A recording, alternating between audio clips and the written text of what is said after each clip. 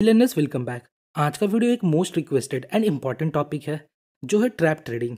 Trap trading क्या होता है, कौन है जो हम जैसे रिटेल ट्रेडर्स को ट्रैप करता है, क्यों करता है, कैसे हम इससे बच सकते हैं और कैसे हम ट्रेड को आइडेंटिफाई कर उसके बेनिफिट ले सकते हैं। इन सभी चीज़ों को हम इस ट्रैप ट्रेडिंग के सीरीज में डिस्कस करेंगे। तो ये पार्ट 1 रहेगा जिसमें आपका बेस नॉलेज मजबूत होगा। आने वाले पार्ट्स में हम सभी चीज़ों को डिस्कस करेंगे। वीडियो बहुत इंपॉर्टेंट होने वाला है और बिलीव मी, आपका मार्केट को देखने का नज़रिया बदल जाएगा। नाउ, ट्रेडिंग में ट्रैप का मतलब क्या होता है? ट्रेडिंग में ट्रैप का मतलब होता है बड़े इंस्टीट्यूशनल प्लेयर द्वारा रिटेल ट्रेडर्स को फंसाना। देखिए, ट्रेडिंग एक जीरो सम गेम है। जब तक यहाँ किसी को लॉस नहीं होगा तब तक यहाँ दूसरे को प्रॉफिट नहीं होगा। अगर मैं ट्रेडिंग में लॉस करता हूँ, इसका मतलब जितना पैसा मैंने गंवाया है उतना ही किसी ने प्रॉफिट किया। मैंने बेचा तभी किसी ने खरीदा। क्लियर है? अब देखिए, जितना पैसा हम 95% ट्रेडर्स के पास है उससे कई गुना ज़्यादा पैसा उन 5% बिग प्लेयर्स के पास है। तो जब तक हम जैसे 95% रिटेल ट्रेडर्स लॉस नहीं करेंगे, उन 5% प्लेयर्स को प्रॉफिट नहीं होगा। ये भी क्लियर बात है। तो ये तो पक्का है, उन बड़े प्लेयर्स को प्रॉफिट अर्न करने के लिए हमारा लॉस करना ज़रूरी है। या तो लॉस हम अपनी गलती से करें या उनके बनाए ट्रैप में फंस कर।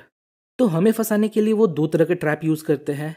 या तो वो हमें लालच देते हैं या वो हमें डराते हैं, जिससे हम फोमो और पैनिक में आकर के ट्रैप में फंस जाएं। अभी आपको मेरी बातें थोड़ी समझ नहीं आ रही होगी। चलिए पहले एक कॉन्सेप्ट को समझते हैं जिसे बोलते हैं स्टॉप लॉस हंटिंग। इसका सिंपली मतलब होता है बड़े प्लेयर द्वारा आपका स्टॉप लॉस इंटेंशनली हिट करवाना। क्या आपके साथ कभी ऐसा हुआ है, आपको लग रहा हो अब मार्केट ऊपर जाएगा, आपने बाई किया, बट जैसे ही आपने बाई किया मार्केट थोड़ा नीचे जाता है और आपका स्टॉप लॉस हिट कर देता है, और आपके स्टॉप लॉस को हिट करने के बाद फिर वो ऊपर जाता है। मोस्टली ये सबके साथ होता है और ये बहुत फ्रस्ट्रेटेड है। आपका स्टॉप लॉस हिट हुआ, इसमें कोई प्रॉब्लम नहीं है, पर स्टॉप लॉस हिट होने के बाद जैसा आपने सोचा था वैसा ही हुआ, मार्केट उसी डायरेक्शन में आगे गया। ये थोड़ा इंसल्टिंग है कि मार्केट आपके डायरेक्शन में गया तो सही, पर पहले मार्केट ने आपको ट्रेड से निकाला फिर आगे गया। तो इससे हमें समझ आया कोई है जिसने हमारा स्टॉप लॉस इंटेंशनली हिट करवाया। और वो कौन है? Most likely big institutions, stock operators, etcetera. अब कुछ क्वेश्चंस है जिसका आंसर एज अ ट्रेडर हमें मालूम होना चाहिए। नंबर 1, कैसे बड़े प्लेयर्स छोटे रिटेल ट्रेडर्स का स्टॉप लॉस हिट करवाते हैं। दूसरा मोस्ट इंपॉर्टेंट क्वेश्चन, क्यों ये लोग गरीब रिटेल ट्रेडर का पैसा लॉस करवाते हैं। और तीसरा, हम इस मामले में क्या कर सकते हैं। आइए पहले क्वेश्चन नंबर 1 का आंसर देखते हैं, कैसे स्टॉप लॉस हंटिंग होता है। लेट सपोज कोई स्टॉक 101 पर ट्रेड कर रहा है, तो इस सिचुएशन में मोस्टली लोगों ने अपना स्टॉप लॉस कहाँ रखा होगा? जो लोग लॉन्ग पोजीशन में हैं, सिंपली ज़्यादातर लोगों ने अपना स्टॉप लॉस 100 रुपीज़ पर रखा होगा, बिकॉज ये एक साइकोलॉजिकल सपोर्ट लेवल है। और कुछ लोग होंगे जिन्होंने 99.9 पर रखा होगा, 99.8 पर रखा होगा, 99.7 पर रखा होगा, बट मोस्टली 100 के आसपास होगा। नाउ, अब यहाँ आता है ऑपरेटर जो चाहता है स्टॉक का प्राइस 101 से 100 के नीचे आ जाए ताकि मेजॉरिटी लोगों का स्टॉप लॉस हिट हो जाए। पर इस प्राइस से स्टॉप लॉस तक के बीच एक बायर्स का वॉल है जो इस प्राइस रेंज में खरीदना चाहते हैं। तो ये लोग प्राइस को नीचे गिरने में रुकावट बनेंगे।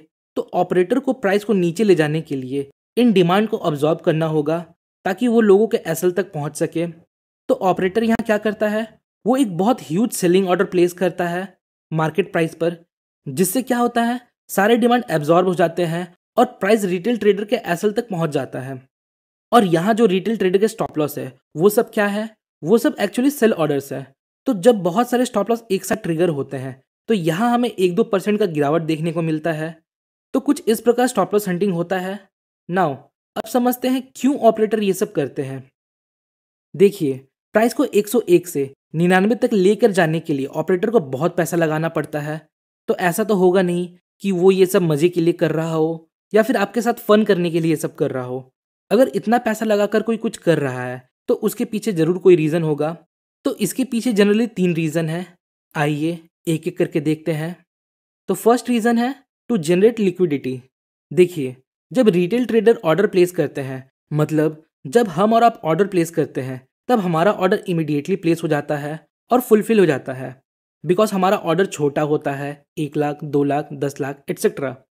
तो हमारा अमाउंट छोटा होता है, इसलिए हमें ज़्यादा टेंशन नहीं लेना होता। हमें हमारे अगेंस्ट सेलर्स बहुत ईजिली मिल जाते हैं। चूंकि हमारा अमाउंट छोटा है इसलिए ईजिली हमारा डिमांड फुलफिल हो जाता है। बट जो इंस्टीट्यूशंस है या ऑपरेटर्स है वो बहुत बड़े अमाउंट के साथ ट्रेड लेते हैं। वो लोग करोड़ों में ट्रेड लेते हैं, लाइक 90 करोड़, 100 करोड़ एटसेट्रा। तो अगर वो इतना बड़ा ऑर्डर प्लेस करना शुरू करते हैं विदाउट हैविंग इनफ सेलर्स, तो उनके इतने बड़े ऑर्डर की वजह से डिमांड क्रिएट होगा और प्राइस बहुत तेजी से ऊपर जाएगा। और चूंकि इतने ज़्यादा सेलर्स मार्केट में अवेलेबल नहीं है तो प्राइस ऊपर जाएगा और उनका ऑर्डर भी फुलफिल नहीं होगा और उन्हें महंगे में खरीदना पड़ेगा। तो अगर वो ऐसे बाय ऑर्डर प्लेस करेंगे तो वो खुद को हर्ट करेंगे।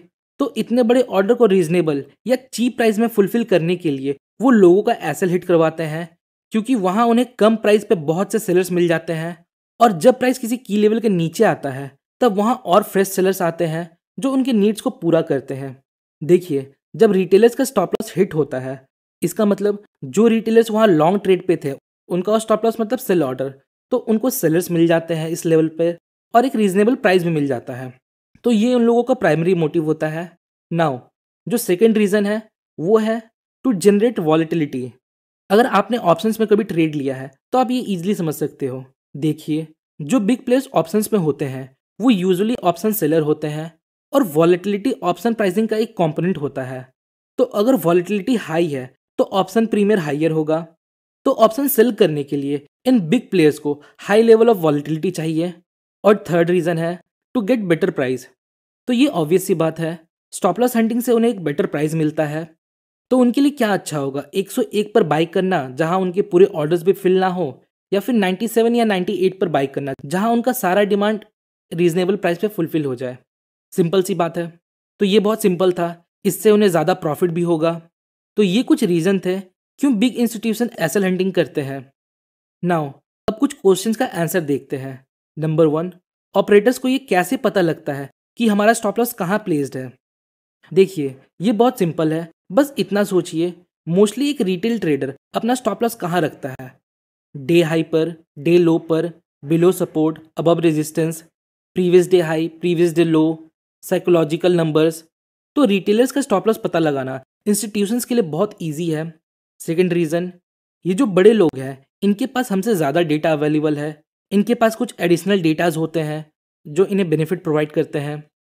और इन केस अगर एसएल हंटिंग कोई ब्रोकर करता है तब तो उसके पास हमारा सारा डिटेल है, उसके लिए कोई टेंशन वाली बात ही नहीं है।